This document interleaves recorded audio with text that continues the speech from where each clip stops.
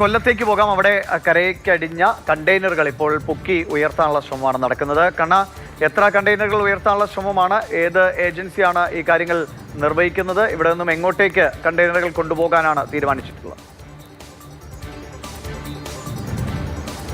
ഇന്നലെ കൊല്ലം പോർട്ടിന്റെ മറുഭാഗത്ത് അടിഞ്ഞ ഒരു കണ്ടെയ്നർ ഉണ്ടായിരുന്നു. ആ കണ്ടെയ്നർ ഇന്നലെ വലിയ ബോട്ട് ഉപയോഗിച്ച് വലിച്ച് കൊല്ലം പോർട്ടിലേക്ക് എത്തിച്ചു. ആ പോർട്ടിൽ വെള്ളത്തിനടിയിൽ കിടക്കുകയായിരുന്നു ഈ കണ്ടെയ്നർ.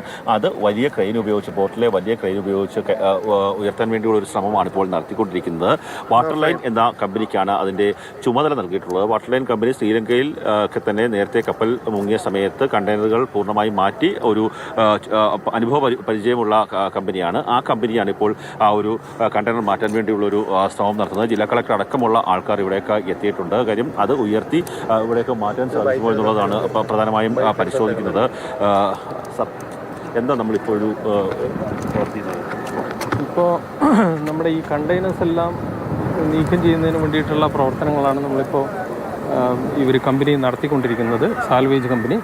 അപ്പോൾ അതിൽ പ്രധാനമായിട്ടും നമുക്കിപ്പോൾ ഇവിടെ കൊല്ലം പോർട്ടിൽ എത്തിച്ചിരിക്കുന്ന 2 കണ്ടെയ്നേഴ്സ്, അതിൽ ഒന്നാമത്തെ കണ്ടെയ്നറാണ് ഇപ്പോൾ കരയിലോട്ട് മാറ്റാൻ ശ്രമിച്ചുകൊണ്ടിരിക്കുന്നത്. ഒരെണ്ണം അപ്പുറത്ത് എത്തിയിട്ടുണ്ട്.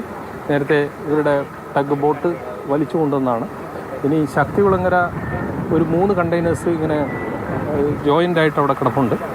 അപ്പോൾ അത് രാവിലെ 4 മണി മുതൽ അവരുടെ ടഗ് ബോട്ട് വലിച്ചെടുക്കാനുള്ള, കരയിൽ നിന്ന് ഈ തീരത്തുനിന്ന് വലിച്ച് കടലിലോട്ട് കൊണ്ടുപോയിട്ട് അത് വലിച്ചു കൊണ്ടുവരാനുള്ള ഒരു ശ്രമം നടത്തി. പക്ഷേ കടൽ നല്ല പ്രക്ഷുബ്ധമായതുകൊണ്ടും അവിടെ നിന്ന് അത് വലിച്ചു കൊണ്ടുപോകാനുള്ള ഈ 3 കണ്ടെയ്നേഴ്സ് ഒന്നിച്ച് ചേർന്ന് നിൽക്കുന്നതായതുകൊണ്ട് വലിയ ഭാരക്കൂടുതലുണ്ടായതുകൊണ്ടായിരിക്കണം അതങ്ങോട്ട് മാറ്റാൻ സാധിച്ചിട്ടില്ല. അപ്പോൾ ഇപ്പോൾ അവർ മറ്റൊരു രീതിയിൽ അത് നീക്കം ചെയ്യാനാണ് തീരുമാനിച്ചിരിക്കുന്നത്.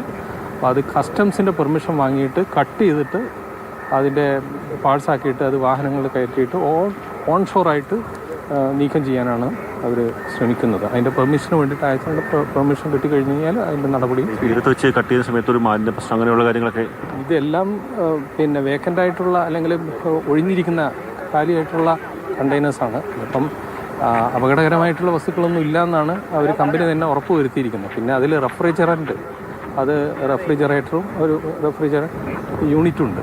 അപ്പോൾ അത് കുറച്ച് ഭാരക്കൂടുതലുള്ള സാധനമാണ്. അത് അൺപ്ലഗ് ചെയ്തിട്ട് പിന്നെ അതിൻ്റെ കാണുന്ന ദൃശ്യങ്ങളുള്ള കണ്ടെയ്നർ ശക്തികുളങ്ങരയിൽ അടിഞ്ഞിട്ടുള്ള കണ്ടെയ്നറിലും റെഫ്രിജറേറ്ററിന്റെ സംവിധാനങ്ങളുണ്ട്. അപ്പൊ അത്തരം കാര്യങ്ങൾ കട്ട് ചെയ്ത് നീക്കിയ ശേഷം ഈ കണ്ടെയ്നറുകൾ കഷ്ണങ്ങളാക്കി മാറ്റുക. കാലിയായ കണ്ടെയ്നറുകൾ എന്ന് പറയുന്ന വിശേഷണം എത്രത്തോളം വിശ്വസനീയമാണ് എന്നുള്ളത് അറിയില്ല. നമുക്കറിയാം കടലിലെ സാഹചര്യം എന്താണ്, അത് എത്രത്തോളം പ്രക്ഷുബ്ധമാണ് എന്നുള്ളത്. അതുകൊണ്ട് തന്നെ അതിനുള്ളിൽ ഉണ്ടായിരുന്ന ചരക്ക് ഒരു പക്ഷേ ഒഴുകിപ്പോയതായിരിക്കാം, പുറത്തേക്ക് പോയതായിരിക്കാം. അത് പലയിടങ്ങളിൽ ചാക്കുകെട്ടുകളും മറ്റ് ചെറിയ ചെറിയ കണ്ടെയ്നറുകളും ഒക്കെ അടിയുന്നുണ്ട്. അപ്പോൾ ഇതൊക്കെ ഒരുപക്ഷെ ഇതിൽ നിന്ന് പുറത്തേക്ക് വന്നതാകാം എന്നുള്ള വിവരങ്ങൾ കൂടി നമ്മൾ പരിഗണിക്കേണ്ടതാണ്.